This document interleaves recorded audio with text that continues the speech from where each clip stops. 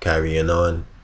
We will cover as many topics in Willie Lynch's letter as clearly and briefly, with as much detail as possible. Hopefully, this book will shed some light on the minds of black men and women in their present state of thinking, to stimulate understanding, initiate harmony, and develop functional families that will in return strengthen our people. A people unlike any other, that were stolen, brought to the Western world, and nearly mentally destroyed beyond repair. Subhanallah. Using this book as a foundational pillar, let you, the reader, and I begin to unite our understandings in an effort to break the curse of Willie Lynch. To every person who comes into contact with this book, take the necessary time to apply this information to your present situation.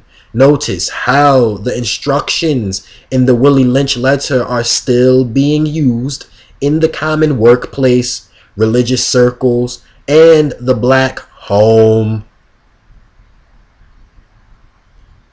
The black home.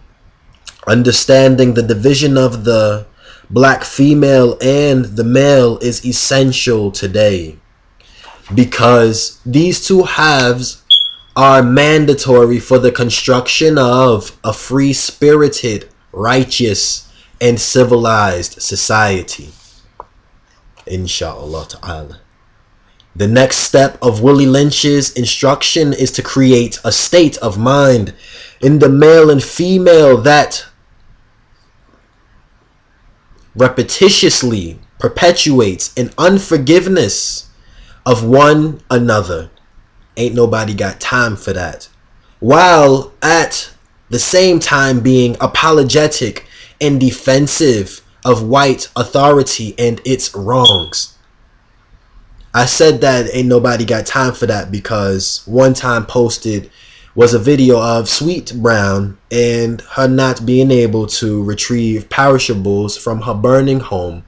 Today, 2013, we who decide to use these types of words or this here phrase of words of hers, use it to close the door for reconciling amongst each other.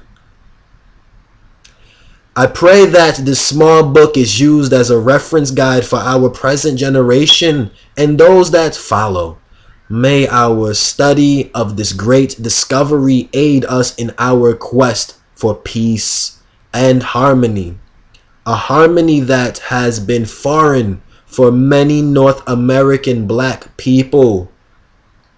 A harmony that has been foreign for many North American black people. Since the capturing of the first African by the early generations of white slave traders, many black men and women may ask the question, what is the necessity for writing a book formed by this point of view? Questions of this nature can only be produced based on the reader's assumption that we are completely free. Traditionally, we have been made to believe that an actual slave has to be a person physically bound by the shackle, ball, and chain.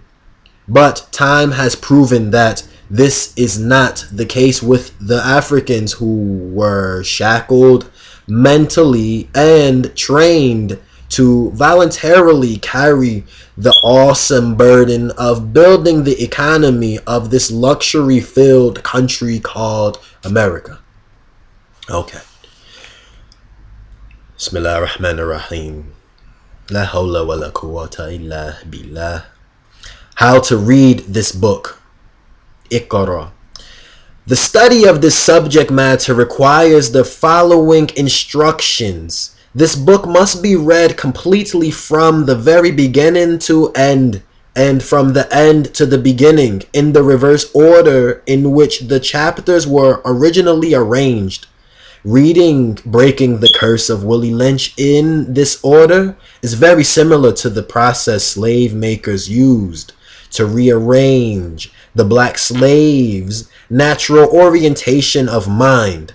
The reason so is to provoke the reader to cover the past and the future order of the effects of such slave conditioning while staying connected with the present moment.